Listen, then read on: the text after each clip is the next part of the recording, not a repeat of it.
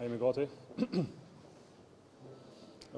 Leoni, t'ju falenderoj për interesimin e madh që keni për këtë ngjarje natyrshme me interes nacional dhe me keqardhje, Leoni, të theksoj se Kuvendi i Kosovës, partitë parlamentare nuk kanë arritur të gjejnë konsensusin e domosdoshëm për zgjedhjen e presidentit të unitetit të popullit të Kosovës. LDK ka bërë vazhdimisht përpjekje për të arritur një marrëveshje edhe politike, por edhe për zgjedhur një konsensus të gjerë. Fatkeqësisht ky konsensus ka nënkuptuar më shumë se 80 vota në një periudhë që kemi mund të gjejmë edhe marrëveshjen ndërpartijake, por edhe të arrijmë një kandidat imunitet. LDK-ja nuk ka pasur këtë fuqi të sigurojë ato 85 vota. Përkundër vullnetit mirë, përkundër përpjekjes mbar, jemi një orë gjysmë më larg afatit kushtetues dhe Kosova po futet drejt një procesi të ri zgjedhor. Në orën 12 mesnatës, LDK-ja pret dekretin për shpërbërjen e kuvendit dhe sa më parë dhe konsultimet për nisjen e zgjedhjeve, për përcaktimin e datës së zgjedhjeve të jashtëzakonshme. Dua të them se jemi futur në këtë proces me vetdije të lartë edhe shtetare, edhe kombëtare, me vullnet mirë për bashkëbisedim. Kemi mbajtur komunikime të mira me gjitha partitë politike, kemi dhënë solucione, kemi dhënë alternativa, kemi pas gatishmëri të plotë për konsensus. Fatkeqësisht kjo gatishmëri nuk është përputhur me synimet e palëve tjera. Në këtë moment, seancën e tanishme e konsiderojmë si monopartijake, me qenë se janë dy kandidatë nga një parti politike. Besoj që ka qenë dhe kundërshtim publik, cilën e kemi thënë që nga darkimi i parë se presidenti s'duhet të ketë librezë partijake, tani kemi dy kandidatë me librezë partijake. Kështu sa arrihet konsensusi, kështu sa arrihet uniteti. Për një shumicë thjesht politike, siç kam thënë dhe sot në mëngjes, kemi kryeministrin e Kosovës, për president duhen 2/3 e kuvendit të Kosovës.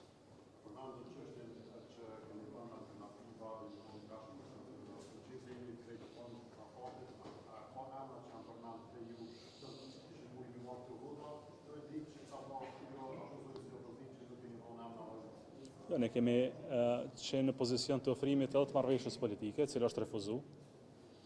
Edhe të gatshëm për konsensus, po s'na është ofruar asnjë emër asnjëherë. LDK s'ka refuzuar asnjë emër deri më tash.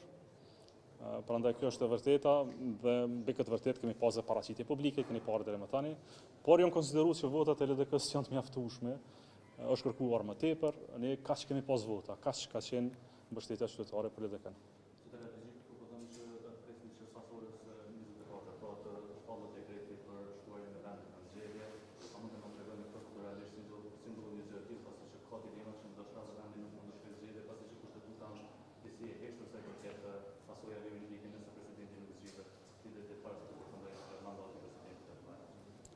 Kushtetuta është e qartë, në qoftë se për 30 ditë para skadencës së mandatit të presidentit aktual nuk zgjidhet presidenti i ri, atëherë vendi shkon në zgjedhje të jashtëzakonshme.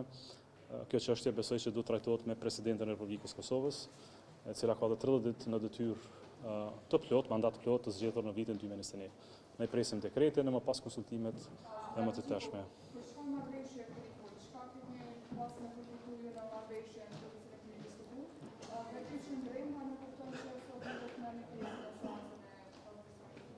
Nuk kemi folë fare për marrëveshje sepse është refuzuar si koncept. Ideja marrëveshjes është refuzuar. Dhe kur të refuzohet një ide, ki vështirë dhe të diskutosh. Është kërkuar konsensusi dhe konsensusi s'është arritur sepse s'është prezantuar ndonjë emër jo partijak deri më tani mbi këtë proces.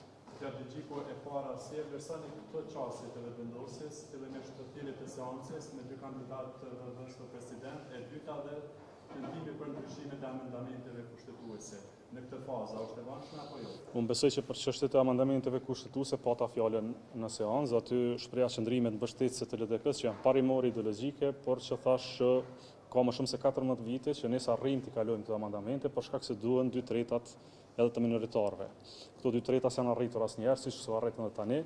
Prandaj ishte një manovër politike që s'kishte sukses. Tani kjo seancë, siç thash, është një partijake, është me dy kandidat partijak. Dhe besoj në fjalët e palës tjetër, Kosova s'ka nevojë për president me libreza partijake. Po futemi në terren të pashkelur, siç është thënë nga advokati? Jo, po futemi në terren kushtetues, pa aftësisë fatkeqësisht, për të bërë një gjë shumë bazike.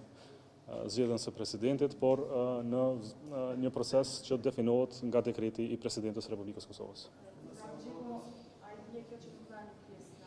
Jo, ne, nuk është çështje e marrjes ose jo të pjesën seancë, e cila është partijake. Tani kjo është çështje procedurale e një manovre politike për cilën DK-ja s'ka interes fare të kontribuoj.